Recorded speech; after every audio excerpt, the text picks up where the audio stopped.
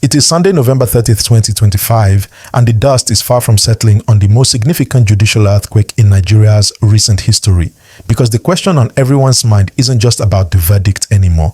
It is about the future survival of a movement that has been effectively decapitated by the Nigerian state and the international legal system. Mazi Nnamdi Kanu is serving a life sentence in the hostile territory of Sokoto prison, and his rival Simon Ekpa is facing a terrorism trial in Finland with a possible sentence coming in mid-2025. Meaning the two loudest, most commanding voices that directed the affairs of the Southeast are now silenced behind bars. This has created a terrifying power vacuum that is keeping security chiefs awake in Abuja and millions of Biafrans anxious in the Southeast because we are forced to ask, who picks up the microphone now? Who commands the loyalty of the streets? And who has the authority to call off the boys in the bush before the region descends into absolute anarchy?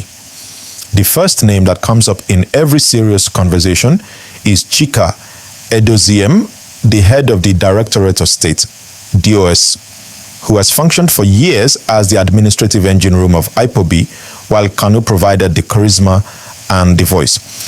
Edoziem is disciplined, organized, and crucially, he holds a significant legal advantage because he was cleared of terrorism charges by a federal high court in Owerri earlier this year, giving him a unique standing as a free man in the eyes of the law, unlike the others who are fugitives or convicts.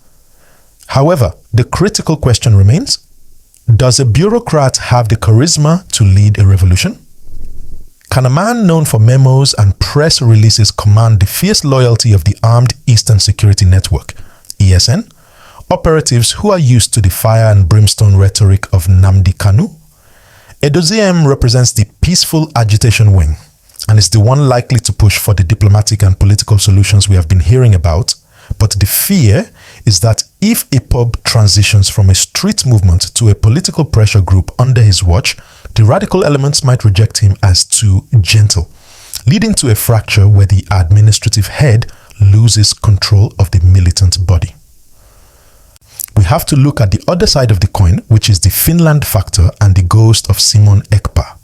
Even though he is currently detained by the Finnish National Bureau of Investigation, his influence hasn't completely vanished because his autopilot faction was built on the idea that Kanu was compromised or unable to lead from detention, a narrative that has now become a reality with the life sentence. Now that Kanu is jailed for life, Ekpa's supporters might argue that their plan B was right all along. But with his trial set to begin properly in mid-2025, Ekpa is out of the game for now, creating a double blow that has left the violent wing of the agitation without a commander-in-chief. This is perhaps the most dangerous aspect of the current crisis because the autopilot faction operates on direct orders.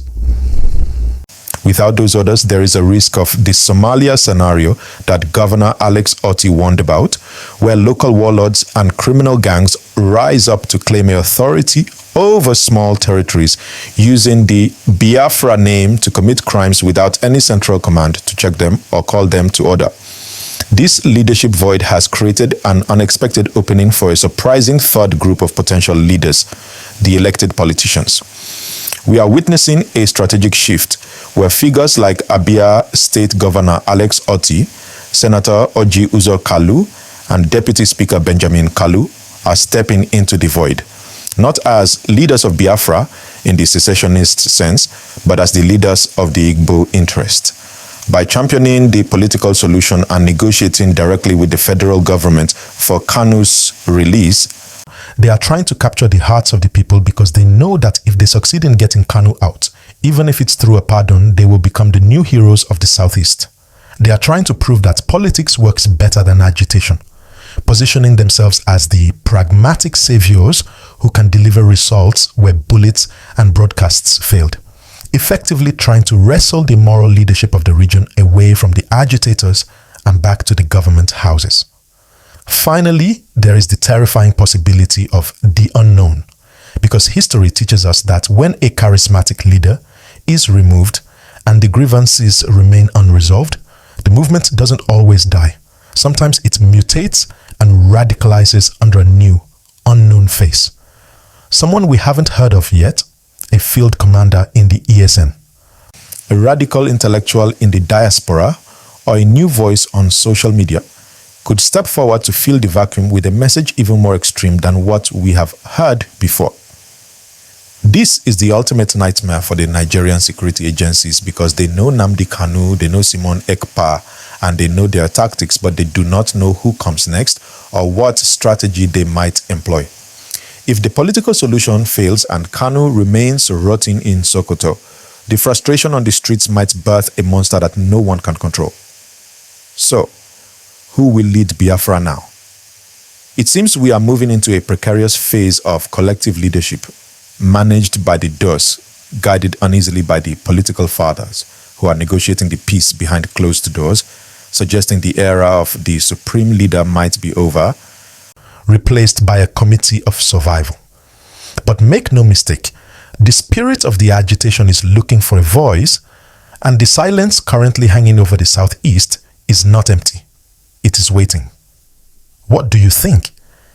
Can Chika Edoziem hold the movement together with administrative power, or will a new radical leader emerge from the shadows to take the struggle to a darker place?